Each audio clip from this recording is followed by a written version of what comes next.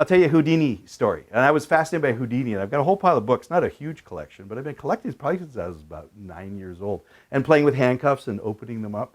So it was kind of fun seeing. And I have a nice handcuff collection. I have actually the Northwest Mounted Police. I have a set of handcuffs. Now Houdini was a locksmith.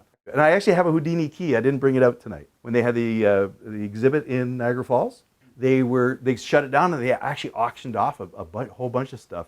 And Copperfield got all the best stuff.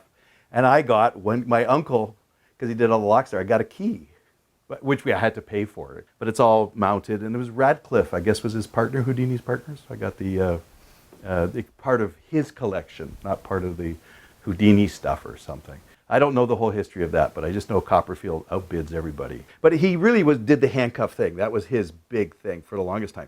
And there was a flaw in the British handcuffs, because what he would do is he could beat it on his leg or on wood or on a pillar, and the things would just pop open. But you had to be extremely strong to do it and take a lot of the pain. And if you look at ways of getting out of zip ties and some of the cuffs and everything, you can get out of it. It hurts like hell, though. If you practice, it works out pretty good. But Houdini, his thing in the Vodbill, he'd go to the local sheriff, would put the handcuffs on him, and Houdini would get out of it. So it was somewhere in the southern states. The local cop puts the handcuffs on him, and Houdini tries to do his thing, and he can't get them off. And it went on the whole show. The Vodbill is booing him, throwing things, and Houdini's going, he knew he could get out of everything, couldn't get out of these. And this went on for quite a while. He was totally exhausted. The guy was, as you've seen pictures of, just phenomenal shape. So he couldn't get out of it, and he goes up, and I think it was a Texas Ranger or something like that. He goes up to him and says, "I can't get him open." And the Ranger's just laughing his head off, says, "No one's going to get out of that." He says, "I filled it full of lead birdshot." Nothing. So it was one of the newer type. We were playing with the peerless, with the ratcheting and all that sort of thing. So there's so many flaws in that, how to open them. Houdini got beat, is one of the few cases that we know him being beat.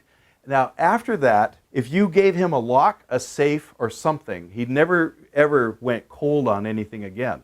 But Houdini had to give it to him the day before, the day of the show, and the day after the show. He got it for 3 days, and then he would give it back to you. And what a lot of people didn't realize, he's a locksmith. And that's what we're going to show you today. So this is a very, like 1 hour, really quick, just the view from 70,000 feet. It's going to be all hands on. So I think we'll go take a lock apart real quick, just so you can see the insides. If you had a chance to see that little video, just so you can see what's inside. And then I'm going to show you the picks. And we're going to, you can figure out how we can do it here. And we'll take these locks, are meant to be picked. These are training locks. And normally, I spend it's part of a 4-day course I do, but it's not strictly picking. It's a quickie locksmith thing. And with the police and law enforcement, what I'm going to do is give you some little locks. We'll just pull them apart, take a look what's inside. Then you get an idea what's inside. And then we're going to pick the locks. What we're going to do is we're going to do it. These locks are meant to be picked. We're going to take you for the first 5-10 minutes. It'll be quite slow. I want you to do some things to get a feel for it. And then we'll go right into picking. Now we're going to take this step by step. So step 1, take the key out and put it, on the side. Now these are real locks. These are slage, whatever, and they're fantastic locks, and they're actually extremely difficult to pick.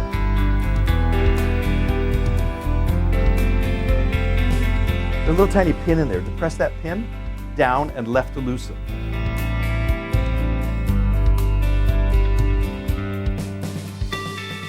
This is called a follower, and this will hold those top pins and the springs in place.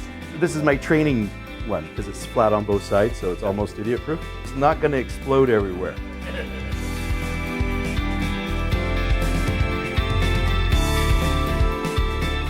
The brass cylinder. Actually, the top part is called the Bible.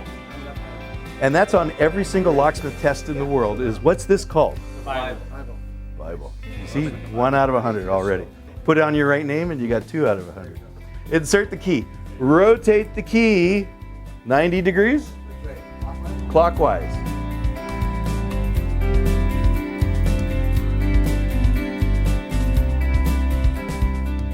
what you're going to feel is the springiness. You feel it just in that top left one, you feel it springy? There's only one pin in there. Now go to the second one, underneath that one, and then go to the next one and just feel it. The second method is raking. It's basically just randomly trying to hit the shear line to open it up. So first method is the feel method.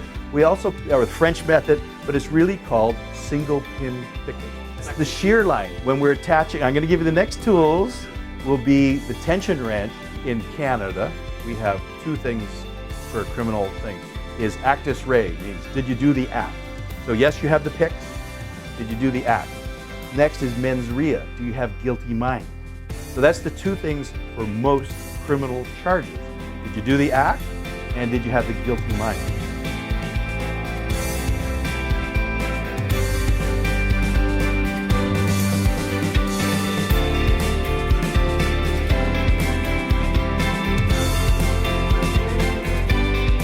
I hope you enjoyed watching this video.